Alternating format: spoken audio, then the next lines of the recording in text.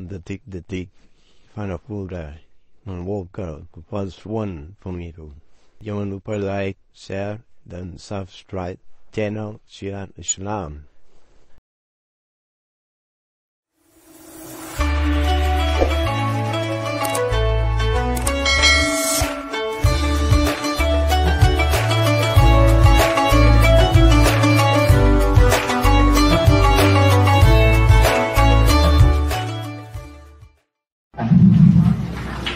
Baik, ada fakta yang lain. Saya juga menyampaikan bahwa di halaman bit.ly Kacau Situng itu berkembang terus. Terakhir sudah ditemukan sekitar 9.000 kecurangan. Itu ditemukan oleh robot, bukan laporan masyarakat. Jadi robot program yang dibuat oleh teman-teman IT itu sudah menemukan sekitar 7.900 lebih. Sekarang terus berkembang, setiap hari berkembang. Dan makin mereka mengubah-ubah, makin ketahuan nanti. Alhamdulillah kami inisiatif sejak Selasa sore, saya dan Bang Abi dengan teman-teman alumni perguruan tinggi bersepakat untuk membuat robot yang bisa memotret halaman KPU dari menit ke menit. Jadi saya hanya memerlukan 50 sampai 100 laptop untuk mengetahui sebuah TPS ini dipermainkan apa tidak angkanya.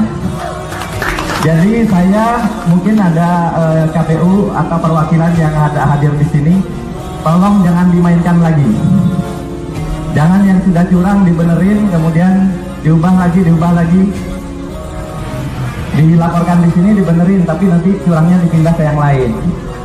Nah ini jangan sampai seperti itu, karena kita punya rekamannya dari menit ke menit. Setiap halaman sampai ke TPS. Jadi nanti boleh di-query, boleh ditanya ke mesin kami, TPS ini pernah berubah berapa kali angkanya, ya. Jadi, dan sistem ini kami tidak menghabiskan 24 triliun. Ya. Jadi, sistem saya hanya perlu menyewa laptop 700.000 kali 100 laptop, cuma 70 juta. Saya hanya memerintahkan staff saya 2 hari membuat aplikasinya. Saya kemudian hosting di bukan hosting ya, menyewa server hanya $80 sebulan. Hanya 1 jutaan saja. Jadi nggak sampai 100 juta, KPU ini sudah hilang kredibilitasnya. Ya. Jadi nggak perlu bukti aneh-aneh. Itu ya. Dan saya cukup 1 tentara lulusan SMK. Saya buktikan ijazahnya ya. Nggak usah doktor, nggak usah profesor. Sedangkan kita punya profesor banyak. Kita kasih aja, biar anak staff saya itu duduk, suruh nyalakan laptopnya, kemudian nyalakan, nggak usah bicara.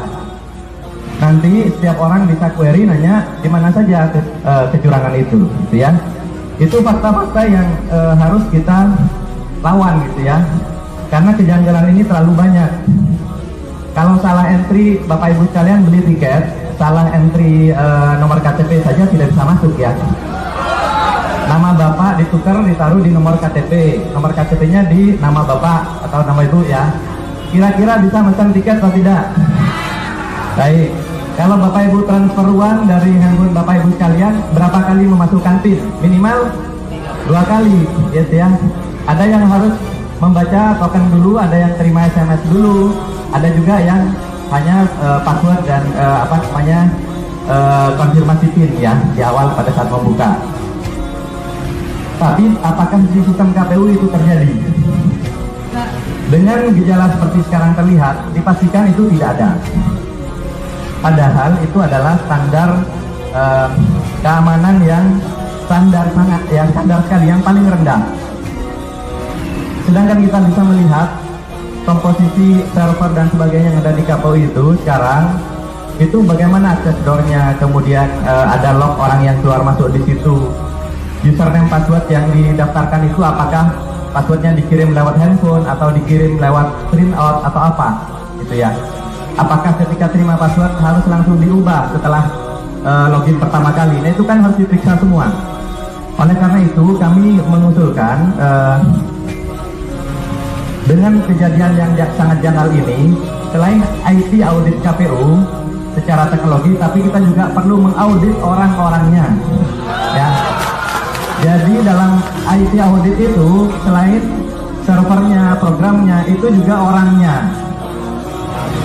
Apakah betul sidik jari mereka didaftarkan misalnya untuk masuk ke ruang server? Dan server itu, mohon maaf, apakah betul ada di situ? Kemudian untuk masuk harus pakai VPN. Saya kok tidak yakin. Itu ya. Kemudian sekarang dari KPUD itu yang menginput data, saluran VPN-nya seperti apa? Kok rasanya nggak pakai VPN, sehingga semua jenis laptop, semua jenis komputer, bahkan mungkin handphone itu bisa mengakses situng KPU. Itu tidak boleh. Pertama, rawan untuk down ya. Yang kedua, rawan dimasuki oleh intruder. Yang ketiga, ya sudah, saya yang paling curiga, yang ketiga adalah social engineering. Jadi password-password itu memang sembarangan dikasih atau dikasih ke orang-orang tertentu yang mengamati angka-angka yang gampang dimanipulasi. Misalnya 11, jadi 111. Dia nggak nginput misalnya 211, dia bikin 111. Karena nanti bisa bilang keyboardnya rusak Pak. Gitu. Itu ya, jadi lebih memilih nambah di depan daripada nambah 0 di belakang. Lebih banyak yang seperti itu kasusnya. Kemudian punya kita berapa? Ada silang 111, silang 11, dimasukkan 111. Nanti bilang, Pak maaf Pak, ngantuk. Ya Rabbi salli ala Muhammad waftah minal khairi wala mawala. Ya Rabbi salli ala Muhammad waftah minal khairi wala mawala. Ya Rabbi salli ala Muhammad waftah minal khairi wala mawala.